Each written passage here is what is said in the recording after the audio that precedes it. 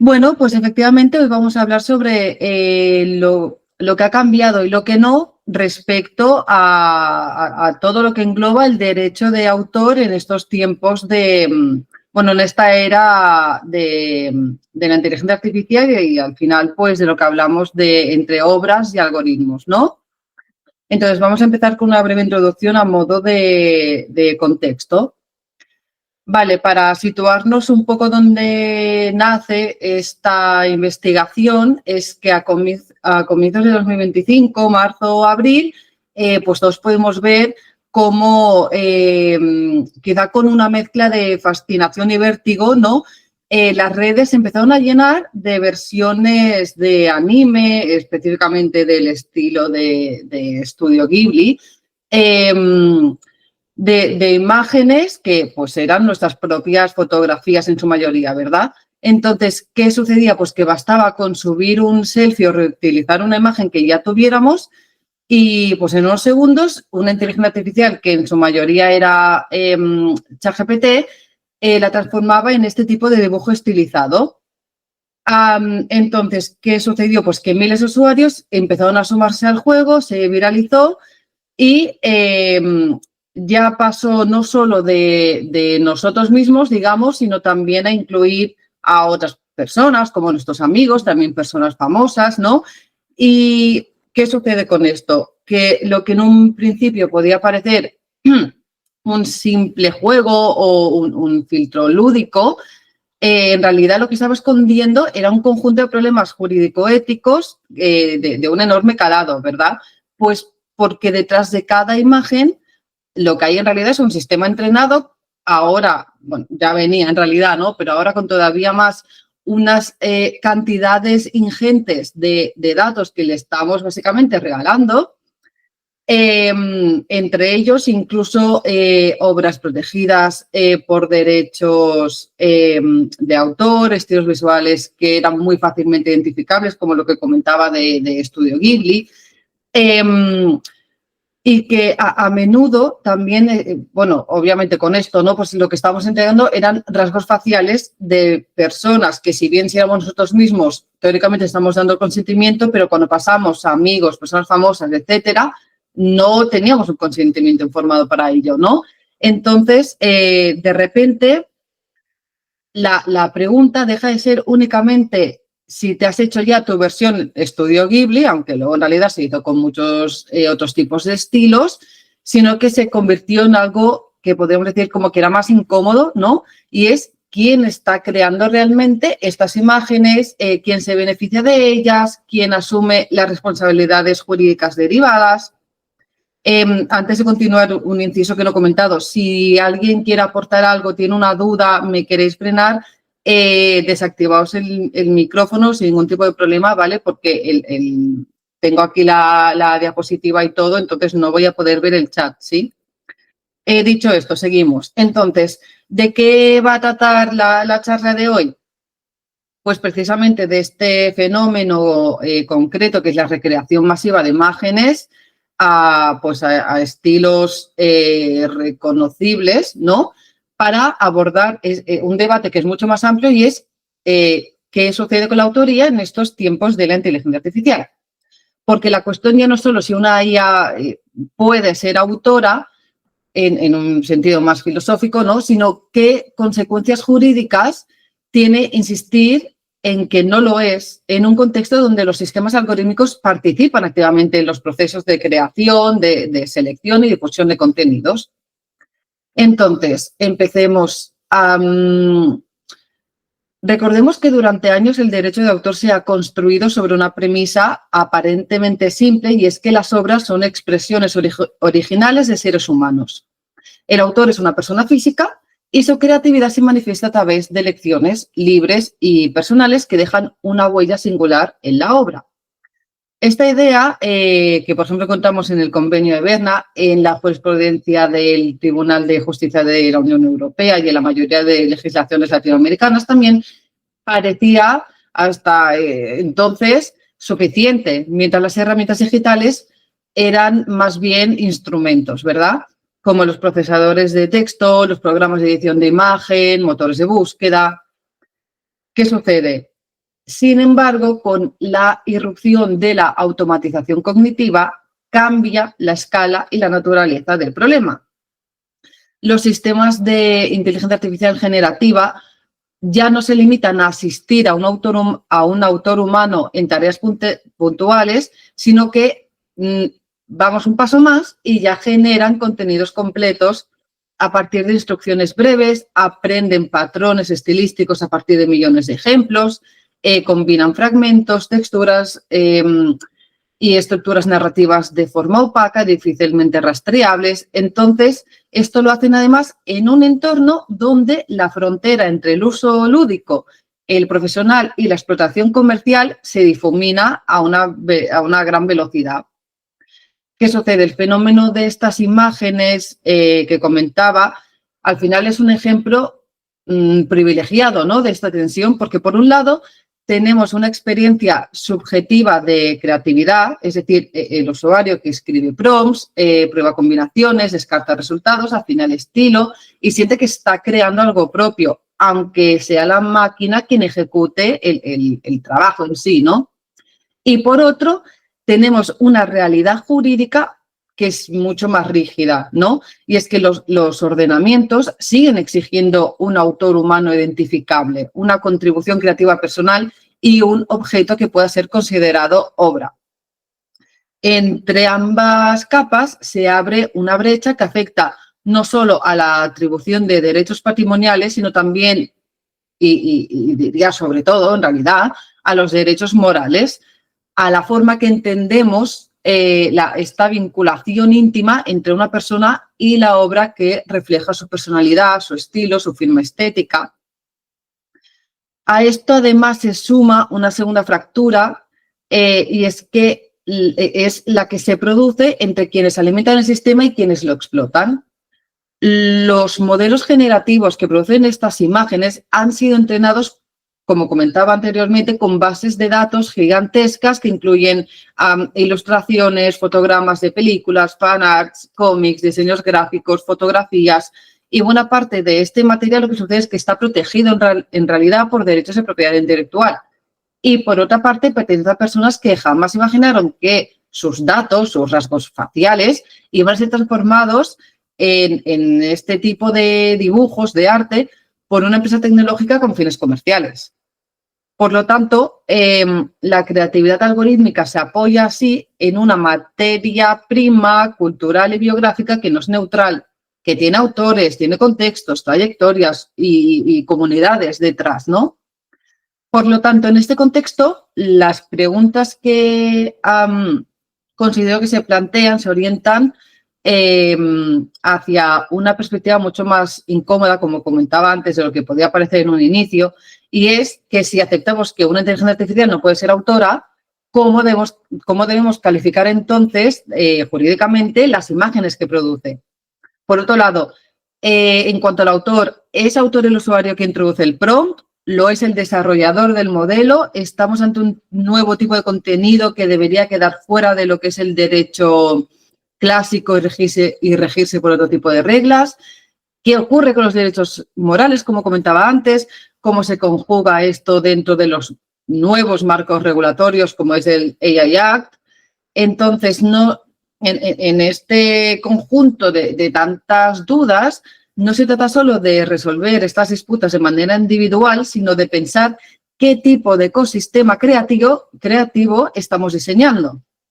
La automatización cognitiva sí que promete eficiencia, democratización y nuevas formas de expresión, pero como vemos, por otro lado, también plantea riesgos de concentración de poder, erosión económica de las profesiones creativas, homogeneización estilística y, por supuesto, una explotación silenciosa de repertorios preexistentes.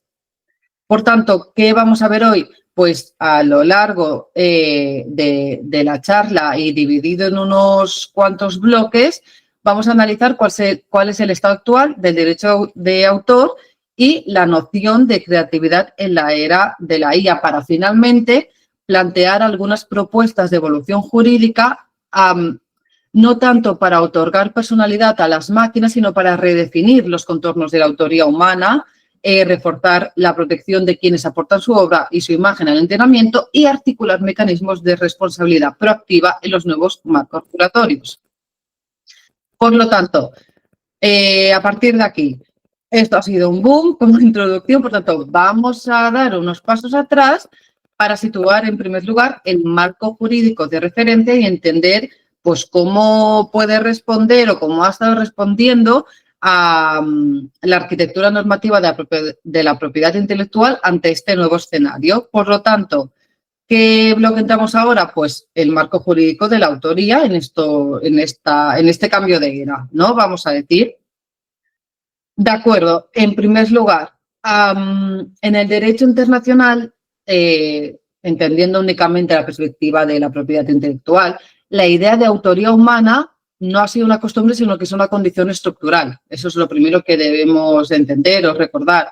¿Qué tenemos? Pues el Convenio de Berna, que ya lo he mencionado antes, para la protección de las obras literarias y artísticas de 1886 y los tratados que lo desarrollan, como el ADPIC, los tratados Internet de la OMPI, todos estos pues parten todos de la noción de que el autor es una persona física, ¿no? Es una concepción antropocéntrica que no es accidental, no es costumbre, como comentaba, sino que responde a una visión moral y cultural de lo que hemos entendido como creatividad, donde la obra no es más que una prolongación del espíritu, si lo vemos desde una perspectiva un poco más filosófica. Entonces, ¿qué sucede? Llega la inteligencia artificial y ¿qué ocurre? Que pone este paradigma en crisis, porque no es que haya logrado una consciencia, una intencionalidad, sino porque automatiza funciones que tradicionalmente estaban asociadas a la creatividad humana. La combinación original de elementos, la variación estilística, la improvisación, la composición estética, sin embargo, ahora en lo jurídico ha habido una respuesta global ante este choque que hasta el momento ha sido sorprendentemente conservadora. En todas las jurisdicciones que en este contexto, en esta conferencia vamos a considerar relevantes, es decir, Europa, Estados Unidos, tomando Japón y Latinoamérica, se mantiene en realidad, por mucha variedad que haya, un consenso sólido, y es que la autoría requiere intervención humana creativa. Por lo tanto, la IA puede ser una herramienta o un medio, pero no va a ser sujeto de derechos. Por ejemplo, centrándonos en 2025, la Oficina de Copyright de Estados Unidos reafirma este principio, ¿no? Subrayando que solo las obras que reflejan una expresión de la mente humana pueden acceder a protección. Y los jueces federales estadounidenses, en casos como el Thaler contra Perlmutter, lo confirman de una manera tajante, y es que una obra generada de manera autónoma por IA no va a ser registrada porque carece de autor humano identificable. En esta misma línea, la Oficina Europea de Propiedad Intelectual, así como el Tribunal de Justicia de la Unión Europea, reiteran que la obra debe ser una creación intelectual propia del autor, por lo tanto debe ser fruto de elecciones libres y creativas que expresen su personalidad. Por lo tanto, si no hay tal intervención humana, no existe obra en sentido jurídico. Vale, entonces, ¿qué sucede con las obras asistidas por IA? Pues que aquí surge este desafío que no radica en las obras generadas íntegramente por IA, sino en las que son híbridas, ¿verdad? Porque he dicho las obras asistidas. ¿Dónde está la línea? Pues entre la intervención humana y el automatismo algorítmico que aquí se difumina. ¿De qué estamos hablando? Pues el artista escribe un prompt, vamos a llamar sofisticado, es decir, totalmente detallado, completo, ¿no? Y a partir de aquí, pues va seleccionando, corrige, reitera, edita resultados. Vamos a decir que esto en realidad es un ejercicio de creatividad, o en realidad vamos a pensar que simplemente está guiando un proceso técnico. En este sentido, la US Copyright Office y los tribunales estadounidenses comienzan a reconocer un terreno intermedio. Por ejemplo, si la contribución humana es suficientemente creativa y controlante, el resultado se puede proteger. pero el registro no ampara los fragmentos puramente generados por IA. Pasamos a Europa. No se ha introducido todavía una norma expresa sobre obras asistidas por IA, pero en la doctrina pues, hay una tendencia convergente, y es que el autor puede ser el usuario si demuestra que su aportación ha sido determinante en el proceso creativo. Es decir, lo que el derecho aquí protege no es la herramienta utilizada, sino el acto humano de creación, ¿verdad? Trasladamos esto a Latinoamérica, pues la mayoría de legislaciones, comentando sobre todo pues las que están más actualizadas, que son Chile, México, Brasil, Argentina, Colombia, conservan definiciones similares en cuanto a que el autor va a ser la persona natural que crea la obra. Por ejemplo, en 2025 la Corte Suprema de México confirma la negativa de registro de una obra generada enteramente por IA, declarando que no hay una originalidad humana, ¿no? Brasil, por otro lado, con su proyecto de ley 303/2024, regula invenciones asistidas por IA y mantiene la exigencia de inventor humano, aun cuando la máquina ha contribuido materialmente al proceso. Vamos a Japón, porque obviamente aquí hay mucho,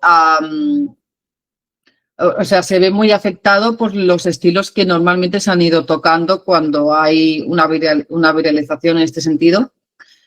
Pues en Japón hay una excepción de data análisis en el artículo 34 de la ley de copyright de Japón, por supuesto, permite usos amplios de obras con fines de entrenamiento, y aquí el debate se desplaza hacia la atribución moral y cultural. Por ejemplo, ¿qué sucede con esto? Pues que el estudio Ghibli, cuando vio el fenómeno que sobre todo hizo el boom en marzo y abril, usando su estilo para crear imágenes con IA, pues protesta por una apropiación algorítmica de su estilo. ¿Qué sucede? Que el sistema jurídico japonés todavía no les puede ofrecer un remedio claro.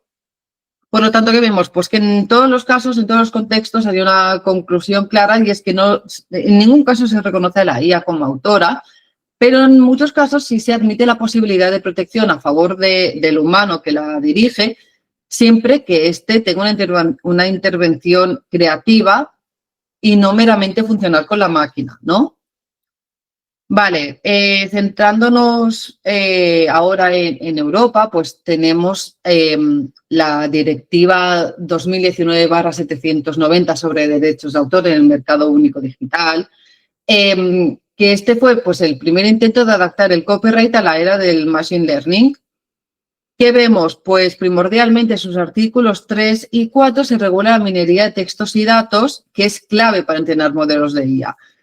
En el artículo 3, ojo, lo que comento va a ser únicamente, o sea, de una manera resumida y puntual a este caso. No significa que los artículos únicamente se centren o engloben esto que comentamos, ¿no? Pero en el artículo 3 se establece lo que podemos llamar una excepción obligatoria para fines de investigación científica aplicable a organizaciones de investigación y centros de patrimonio cultural.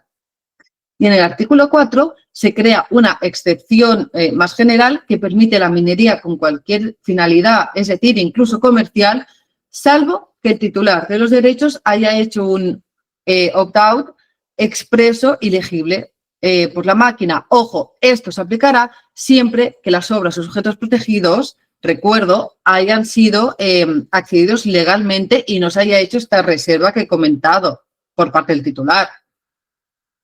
Por lo tanto, ¿qué queremos decir con todo esto? Pues que el entrenamiento de modelos de IA está permitido por defecto en la Unión Europea, viendo lo que hemos visto, pero los titulares pueden reservar sus derechos mediante mecanismos automáticos de exclusión. ¿Qué sucede? Pues que este modelo de opt-out copyright contrasta con el sistema estadounidense del fair use y con la ausencia casi total de excepciones que hay en Latinoamérica, como vamos a ver más adelante. Siguiendo por la misma línea, el AI Act, que es el reglamento que se aprobó en 2024 y que tiene una aplicación escalonada hasta 2026, refuerza esta lógica. En su artículo 53, dentro de muchas otras cosas, impone a los proveedores de modelos de propósito general, ¿vale?, la obligación de una serie de cosas. ¿En qué nos centramos ahora? Pues en 1, adoptar una política de cumplimiento del derecho de autor europeo. 2, respetar las reservas de derechos de los titulares conforme al artículo 4.3 del DSM. Y 3, publicar un resumen suficientemente detallado de los datos de entrenamiento. Recordemos que uno de los principios de la normativa de inteligencia artificial de Europa son la transparencia y la trazabilidad, ¿verdad? Entonces, va por esa línea.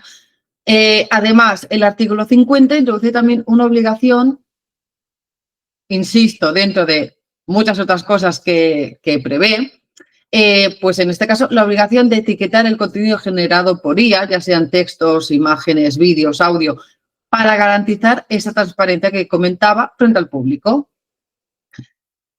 ¿Qué más? Vale, pues la Comisión Europea en agosto de 2025, si me equivoco por un mes, pero diré que fue agosto, publica el Código de Buenas Prácticas para modelos GPAI, que concreta pues, estos deberes que comento, ¿no? Define cómo debe elaborarse el resumen de datasets, qué información mínima debe incluir y cómo demostrar la existencia de licencias o la ausencia de material protegido. Entonces, la Oficina Europea de IA supervisará el cumplimiento y puede sancionar a aquellos que no acrediten una diligencia razonable en materia de propiedad intelectual. Reducimos Europa, vamos a España, pues refuerza todo este marco con el anteproyecto de ley de inteligencia artificial de este mismo año también, por supuesto, y con la creación de la Agencia Española de Supervisión de la IA, la ESIA, que ya actúa como un punto nacional de referencia. Entonces, ¿cuáles son sus funciones? Pues entre ellas figura precisamente la evaluación ética y jurídica de sistemas de IA creativa, así como la posible certificación de modelos que respeten los derechos de autor y los principios de sostenibilidad y transparencia. Por tanto, en este marco normativo, aunque todavía, por supuesto, es muy joven, debe desarrollarse, debe perfeccionarse, pues configura este principio de gobernanza algorítmica proactiva, porque la idea de que el respeto a la propiedad intelectual ya no se verifica posterior y mediante demandas, sino que se configura de manera que debe ser ex ante mediante pues, esos principios de trazabilidad, la documentación, el cumplimiento verificable. De acuerdo, salimos de Europa, ámbito internacional, antes de volver a centrarnos, pero en este caso en Latinoamérica. ¿Qué sucede? Hay algunos precedentes ya a nivel de doctrina jurisprudencial. Por ejemplo, tenemos el litigio de las Getty Images contra Stability AI, que se resolvió parcialmente justo hace poco, ¿no? Que pues ya ilustra una transición en este sentido, ¿no? ¿Qué reconoce el tribunal? Pues que el entrenamiento masivo con imágenes protegidas puede implicar una infracción si se demuestra una copia sustancial o extracción estructural, pero admitiendo también, por otro lado, que la mera utilización de obras como un input de aprendizaje no constituye necesariamente una reproducción. ¿Qué quiere decir esto? Que el derecho se empiece a distinguir entre copia y aprendizaje, aunque todavía hay unas fronteras muy difusas, por supuesto. Otro ejemplo, Estados Unidos, en el caso Anthropic contra Authors Guild, de hace un poco más de tiempo, pero bueno, o sea, quiero decir unos meses, aquí el juez sostiene que entrenar un modelo con libros protegidos no es ilícito per se, pero sí lo es si los has obtenido mediante fuentes no autorizadas. Por lo tanto, la infracción en este razonamiento se desplaza del uso al acceso.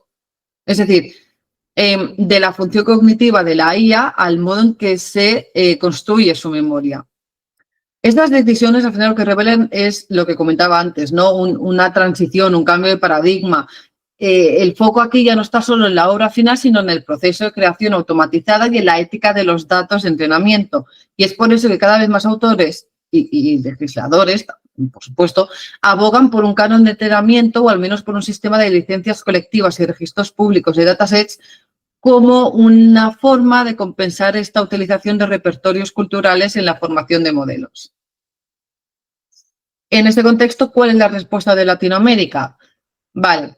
En En la América Latina la discusión está menos avanzada, ¿verdad? Pero aún así sí que está ganando recientemente muchísima velocidad. Como comentaba antes, Brasil, México, Chile, Argentina, Colombia son las zonas que están elaborando más estrategias nacionales de IA en todos los sentidos, que se inspiran mucho en el modelo europeo, poniendo énfasis en la ética, la transparencia, los derechos humanos. Si bien todavía ningún país, ninguna zona ha reconocido la IA como una autora, siguiendo pues la conclusión que veníamos viendo, ¿no?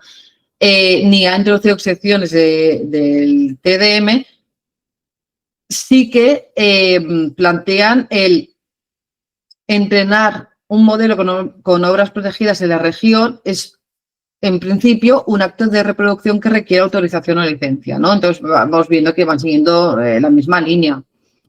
¿Qué sucede al mismo tiempo? Pues que, si bien el debate no es tan avanzado, surge, ¿verdad? ¿Sobre qué? Pues sobre la protección de los datos como la voz, la imagen, el estilo, es decir, todos aquellos datos que representen una manifestación de la personalidad.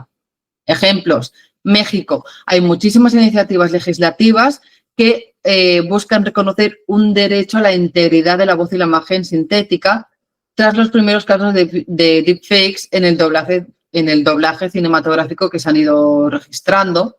Otro ejemplo es Brasil, que el Congreso discute la posible inclusión de un derecho de transparencia algorítmica en materia de IA generativa. Por lo tanto, Latinoamérica puede en este sentido jugar un papel singular y es no tanto replicar el modelo europeo, sino desarrollar un enfoque que combine derechos culturales, digitales y la protección de la diversidad estética frente a la homogeneización tecnológica. Tiene como que esta baza, ¿no?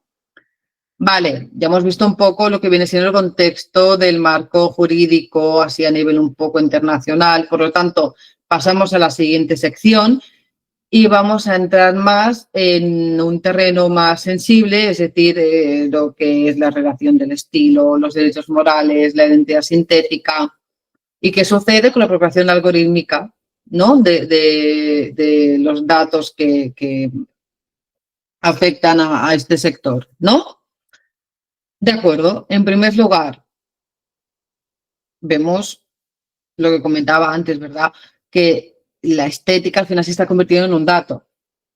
Empecemos porque el estilo en el arte es algo más que una técnica o una firma visual, es la cristalización de una mirada, dicho de una forma muy artística, ¿no? Que para eso estamos hablando de este tema. Es una manera de sentir, de traducir el mundo en forma y color, de transformar la experiencia en símbolo. ¿Qué sucede? En el derecho de autor, sin embargo, el estilo ha sido tradicionalmente un territorio sin protección, hablando en términos generales, porque se considera parte del acervo común de la cultura, es decir, nadie posee un estilo, lo que se protege es la expresión concreta de una idea, no el modo en que se expresa. En esto, pues la irrupción de la IA generativa, ¿no? Entendamos que voy a estar constantemente refiriéndome a la IA generativa, hace tambalear esta frontera. Los modelos de aprendizaje profundos no se limitan a reproducir obras, sino que extraen patrones estilísticos. Es decir, descomponen miles de imágenes, identifican regularidades de trazo, textura, saturación, composición y convierten todo esto en vectores matemáticos. Y en este proceso, el estilo deja de ser una emanación de la personalidad, sino que se convierte en un conjunto de datos replicables. Vamos a ver un ejemplo. ¿A qué me refiero con esto? Cuando un usuario pide a un modelo, entendamos ChatGPT, que ha sido la herramienta que más se ha usado, dibuja o recrea esta imagen al estilo Estudio Ghibli, hazlo como si lo hubiera pintado Klimt, pues al final no está solicitando una parodia, está activando un algoritmo entrenado precisamente para emular esta huella estética de estos autores. Si bien el resultado no es una copia literal, es una reproducción verosímil del aura, vamos a decirlo, ¿no? Del sello reconocible que convierte una obra en una obra de alguien, ¿no? Vale, en esto, desde el punto de vista jurídico, lo que se plantea, por lo tanto, es la problemática de si el estilo no es protegible, pero el modelo lo utiliza sistemáticamente como parámetro de generación. La duda es, ¿estamos entonces ante un vacío legítimo o ante una forma de apropiación que el derecho todavía no sabe nombrar. De acuerdo. Sobre los derechos morales y la identidad estética que he introducido anteriormente. Vale. El derecho de autor europeo, que lo he comentado, y particularmente en este caso el español, se construye sobre la idea de que el vínculo entre creador y obra no se agota en lo patrimonial. Los derechos morales, es decir, paternidad, integridad, divulgación, arrepentimiento, protegen esa dimensión espiritual y personal de la creación, que permiten que el autor se reconozca en su obra, la defienda de deformaciones y mantenga un control simbólico sobre su identidad creativa. En el contexto de la IA generativa, estos derechos adquieren una nueva urgencia. ¿Por qué? Porque cuando un modelo replica el estilo de un artista, no está vulnerando el derecho patrimonial a reproducir una obra concreta, pero sí está afectando el derecho moral a la integridad y a la paternidad, porque ese estilo es en sí mismo la manifestación de una personalidad artística reconocible. ¿Qué sucede? Pues en este contexto, los tribunales europeos lo que han hecho ha sido interpretar tradicionalmente estos derechos con amplitud.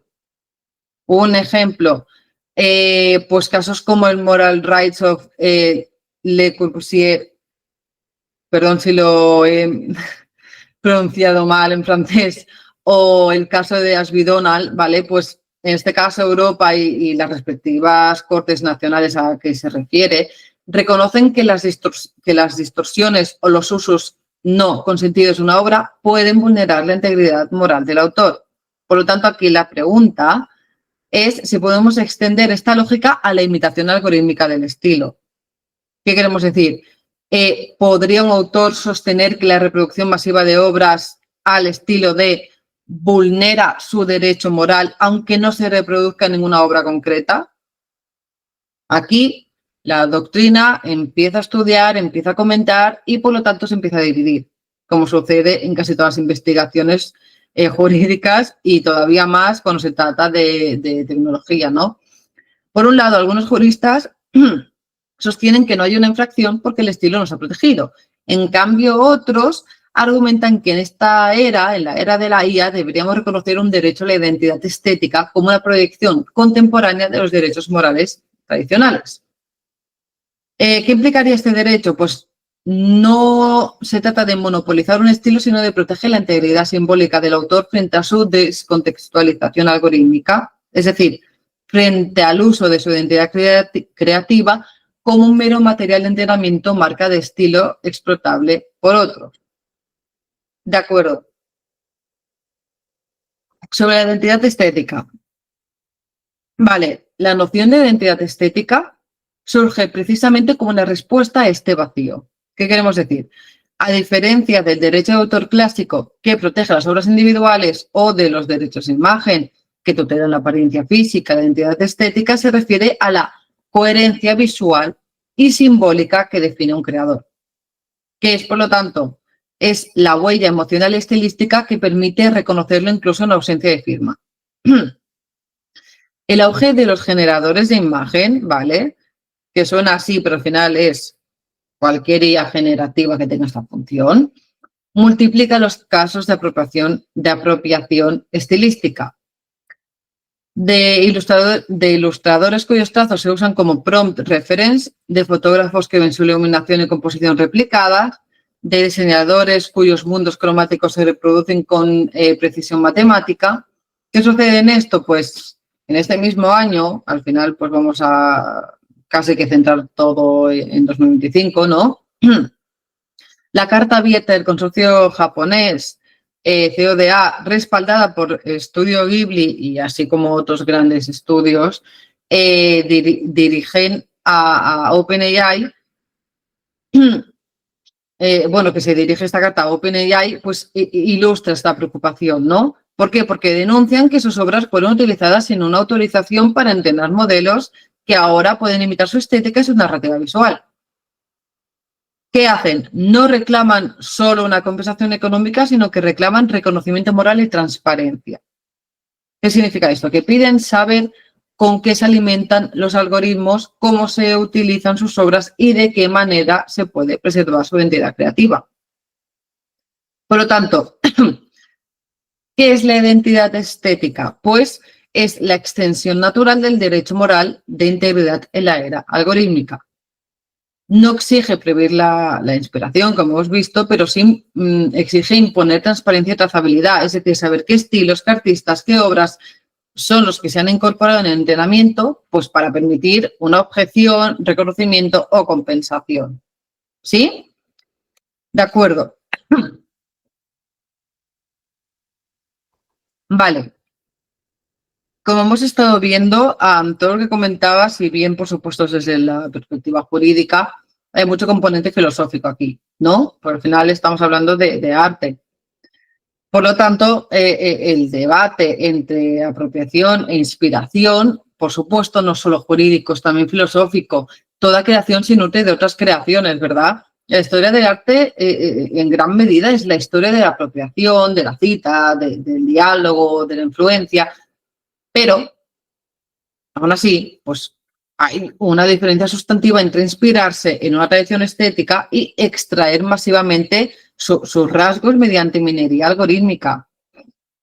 ¿Qué queremos decir? Pues que la inspiración implica comprensión, reinterpretación, diálogo con la obra anterior, pero la apropiación algorítmica al final lo que hace es automatizar la mímesis. El sistema no entiende el estilo, sino que lo reproduce estadísticamente. Por lo tanto, el resultado puede ser estéticamente convincente, pero carece de intención y de contexto. Y lo que se erosiona no solo la economía del creador original, sino la singularidad del gesto humano de crear. Por lo tanto, aquí los derechos morales actúan como un freno simbólico. Nos recuerdan que la obra no es un simple bien del consumo, sino que es un vehículo de identidad. Por lo tanto, negar la relevancia moral de la apropiación estilística sería en realidad reducir el arte a un patrón computacional, desconectando así la obra de la persona que la hizo posible, que la creó. Vale, ahora hablemos, nos vamos a centrar en el autor como dato. Vale, como comentaba anteriormente, este fenómeno que se viralizó de recrear fotografías al estilo de Estudio Ghibli, lleva, como vemos, es un claro ejemplo de esta problemática llevándola al plano de la identidad personal. Cuando un sistema transforma el rostro de un individuo en una versión estilizada, lo que está haciendo es procesar datos personales, ¿verdad? La base la tenemos todos clara. Por lo tanto, si esa transformación permite reconocer a la persona o utiliza su imagen sin consentimiento, ¿dónde estamos entrando? En el ámbito del Reglamento General de Protección de Datos, en el caso de Europa, y de los derechos de la personalidad. ¿Por qué? Porque el rostro no es un dato trivial, es un atributo de identidad y un símbolo de individualidad. El RGPD solo califica como dato biométrico aquel tratamiento destinado a identificar de manera unívoca, pero la distinción técnica no elimina el problema ético. ¿Qué queremos decir? Que la manipulación de la imagen personal por IA afecta a la dignidad y a la autodeterminación informativa de quien aparece. Es por esto que el uso de estas herramientas plantea una doble exigencia. Por un lado, como comentábamos, ¿verdad? El consentimiento informado, que debe ser específico, en este caso, para usos creativos y comerciales. Y por otro lado, limitación de finalidad. Se debe evitar que la imagen de una persona, ya sea reconocible o no, sea utilizada para alimentar sistemas comerciales sin control, sin permiso, ¿no? Por lo tanto, más allá del RGPD, lo que cabe preguntarse es si el derecho no debería reconocer también un derecho moral sobre la propia representación digital, especialmente frente a las recreaciones automatizadas y las síntesis estilizadas que confunden autoría, identidad y estética. Vale, pasando más al plano filosófico que comentaba antes. Aquí la pregunta es, ¿qué significa ser autor hoy? ¿Verdad? Porque ¿puede una inteligencia artificial ser autora? Esto ya lo hemos respondido antes. No. Pero esta pregunta se transforma a esta altura en otra más radical y es ¿qué queda del autor cuando la estética se automatiza y la creación se convierte en cálculo? ¿De qué se trata? No se trata de atribuir subjetividad a las máquinas, en este sentido y en ninguno, sino de reconocer que su intervención redistribuye el valor simbólico de la creación. Porque el autor ya no es necesariamente quien produce el contenido, sino es quien dirige, elige y asume responsabilidades sobre el proceso. Por tanto, el arte vuelve a ser, como sucedía en los talleres renacentistas o en el cine contemporáneo, en una obra colectiva y mediada, pero ahora con un colaborador que no es humano, sino que ahora es una máquina, vamos a decir, ¿no? ¿Qué sucede aquí? Pues que de aquí surge la necesidad de repensar, por lo tanto, las categorías jurídicas sin perder la esencia original, es decir, mantener la centralidad de la persona en el ecosistema creativo, por supuesto, aunque la herramienta sea cada vez más autónoma. Y quizá añadiríamos reconocer que la originalidad de lo que va a ser el futuro no va a residir tanto en inventar desde cero, sino en conservar el sentido ético de crear en este mundo donde cada vez más la copia perfecta se produce en un milisegundo. Vale, entendido esto, habiendo analizado, pasamos a la siguiente y última parte, donde vamos a abordar cuáles son los caminos posibles que puede tomar el derecho ante esta, vamos a llamar creatividad algorítmica. Vale. Recordemos, el derecho de autor nació con una misión clara y era proteger al creador frente a la reproducción no consentida. Pero en la era de la inteligencia artificial, la copia ya no es un acto mecánico, sino que es una función estructural del sistema. Los modelos generativos lo que hacen es aprender precisamente copiando y lo hacen a una escala imposible para cualquier mente humana. Por lo tanto, pretender aplicar las categorías tradicionales a este proceso es jurídicamente insuficiente, entendiendo categorías tradicionales por reproducción, comunicación pública, transformación, todo esto. Es por ello que el debate contemporáneo se desplaza de la protección a la corresponsabilidad. ¿Qué queremos decir? Que no se trata solo de quién tiene derechos, sino de quién debe asumir los deberes. Pues si los sistemas de IA se entrenan con repertorios culturales preexistentes, sus desarrolladores y operadores deben rendir cuentas sobre cómo los utilizan. El nuevo modelo europeo articulado en torno a la Ley Act, la directiva DSM y el Código de Buenas Prácticas que comentaba antes, apunta en esta dirección y es en la de transformar el derecho de autor en una arquitectura de cumplimiento preventivo. No basta, por lo tanto, con reconocer infracciones a posteriori, sino que se exige esta diligencia ex ante que he mencionado al principio. También esa transparencia, la documentación, hay respeto a las reservas de derechos desde el diseño del sistema, ¿verdad? Compliance by design. ¿Por qué todo esto? Porque en el fondo lo que está en juego es un cambio de paradigma. Estamos hablando de un derecho reactivo, un derecho proactivo y tecnológicamente informado que combine regulación jurídica y gobernanza técnica. Al final, es lo que siempre comento y comentan todos los investigadores de derecho tecnológico, y es que la única manera de poder abordar desde el derecho esta constante actualización es prever, es el ex ante, nada de respuestas a posteriori, no me van a servir probablemente, o en muchos casos no lo suficiente, ¿no? Vale. Por lo tanto, en este sentido, grandes pilares de la normativa europea, trazabilidad y transparencia. Vale. ¿Por qué incidimos tanto en esto? Porque el futuro de la propiedad intelectual pasa por la trazabilidad. Si cada modelo de IA debe documentar sus fuentes de entrenamiento y cada obra generada debe indicar si interviene una IA, estaremos ante una revolución de la transparencia. Vale, en este año la Comisión Europea trabaja con la AI Office en un sistema de etiquetado universal de contenidos generados por IA. No solo lo he comentado antes, sino que probablemente los que uséis más redes sociales lo habréis visto en cualquier red social, se supone. Y de esta manera se permite distinguir entre obras humanas, las híbridas y las puramente algorítmicas. Pasando de zona, en Japón y Corea del Sur se avanza en direcciones similares con los estándares de la Digital Watermarking y el Dataset Disclosure, ¿no? Y luego también en Latinoamérica, entendiendo sobre todo en Chile y Brasil, pero no son las únicas zonas, se inician ya los debates parlamentarios sobre el derecho a saber si un contenido ha sido creado por IA. Por lo tanto, estamos hablando de una trazabilidad que no es solo técnica, sino que es una garantía moral y democrática.